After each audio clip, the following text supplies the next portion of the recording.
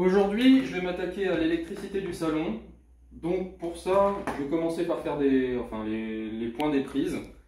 Je vais utiliser directement une gaine préfilée. Je vais avoir 12 prises dans tout l'espace du salon.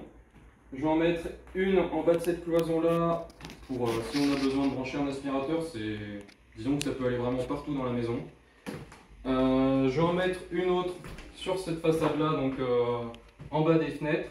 Je pense que tous les points des prises, je vais les mettre à peu près aux mêmes endroits par rapport aux écarts des fenêtres sur les côtés. Donc je vais en mettre une là, je vais mettre un bloc de 3 prises là, parce qu'il y aura probablement un bureau qui sera de ce côté-ci. Je vais en rajouter 3 ici, soit pour le bureau, soit pour ce qu'il y aura après. Ensuite, là où je suis, il y aura fort probablement un canapé, donc je vais mettre un bloc de 3 prises ici en plus. Et enfin, une prise supplémentaire là pour s'il y a besoin de quelque chose en plus du côté cuisine. Parce que là, du coup, il y aura la table. Ce qui fait que au total, j'ai une ici, j'en ai une autre là-bas, ça fait 2. J'en ai 3 à droite du bureau, donc ça m'en fait du coup 5.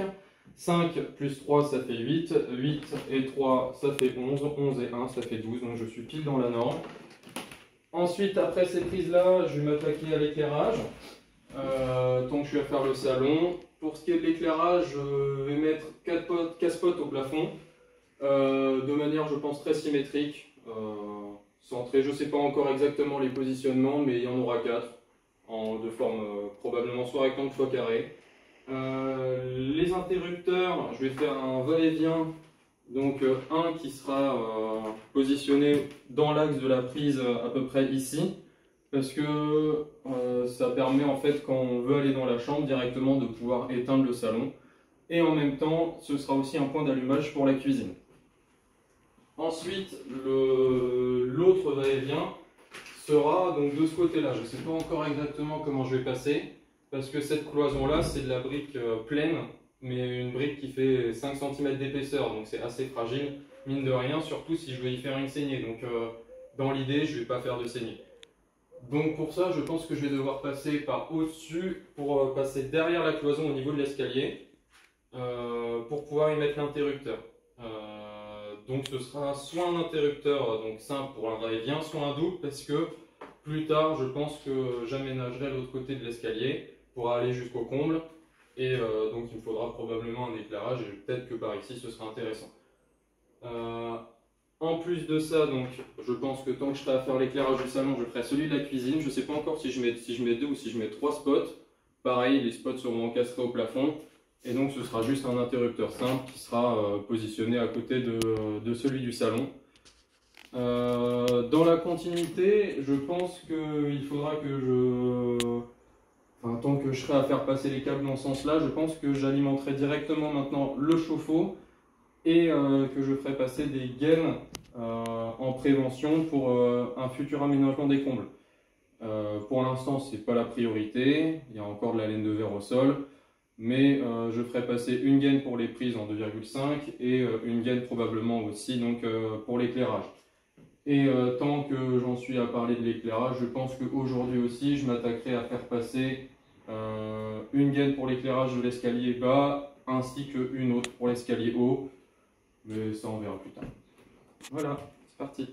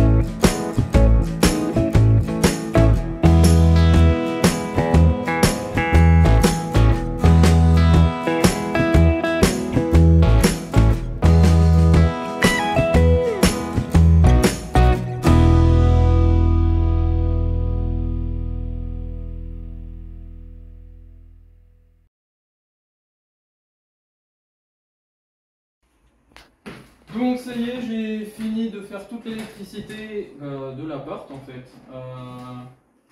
J'ai passé quand même pas mal de temps sur l'éclairage du salon. J'ai utilisé beaucoup de longueur de gaine, mais je préfère faire ainsi. J'aurais pu faire à l'économie comme pour le reste de l'appart. J'aurais pu faire arriver tous les luminaires à un endroit et répartir là par exemple le luminaire de la salle de bain, le luminaire de la cuisine, mais je préfère que tout parte du tableau électrique directement. Je fais la ligne, elle va direct du tableau électrique à l'interrupteur ou au luminaire ou à la prise. J'ai pas envie d'avoir des boîtes de dérivation un peu partout dans l'appartement. Donc j'ai installé 4 spots au plafond du salon et 2 spots au plafond de la cuisine. J'en ai mis un seul dans la salle de bain parce qu'il y aura probablement une lumière qui viendra au-dessus du miroir. Pour ce qui est du reste, j'ai un peu galéré pour faire les câblages des va-et-vient, mais tout est calé. Il y aura juste à bien positionner les futurs spots au moment où je vais encastrer, au moment où je vais installer les plaques au plafond, mais il y a le temps d'ici là. Là, ce qui me reste en fait en électricité à faire, ce sera juste la partie escalier. J'ai fait passer les câbles, donc ici là les 2 câbles c'est pour l'aménagement futur des combles. J'ai alimenté aussi le chauffe-eau, donc c'est l'autre câble qui monte là-bas. Et pour l'escalier, donc je vais faire un câble, une gaine pour l'éclairage. Je pense que je vais passer au même endroit que le trou que j'ai fait là, pour éviter de trop fragiliser le mur. Je vais faire un seul passage. Je pense que cette gaine là je la laisserai pas, mais je prendrai une plus grosse pour réussir à faire passer et la partie prise, parce que je pense que je vais rajouter peut-être une prise en haut et une prise en bas de l'escalier, peut-être même à l'étage d'après. Je verrai quand j'en serai là, mais au moins pour l'instant c'est juste de faire passer le câble, le reste ce sera plus tard. Ensuite, pour ce qui est de la lumière de l'étage, je ne sais pas si je vais passer au même endroit. Je verrai en fonction des diamètres, parce que moins je fais de trous, mieux je me porte, mais le problème c'est qu'après de l'autre côté, je ne sais pas si cette cloison restera sur place, peut-être que j'ouvrirai pour pouvoir donner un accès direct sur l'étage. Donc en fait pour l'instant je ne sais pas encore où je vais positionner la deuxième gaine pour l'éclairage du dessus de l'escalier. Voilà, donc je vais attaquer ça maintenant et j'en aurai réellement fini avec l'électricité. Il me restera juste les radiateurs à faire, mais j'attaquerai ça après avoir fait les fenêtres, parce que au cas où s'il y a un souci d'emplacement, que je puisse manipuler. C'est reparti.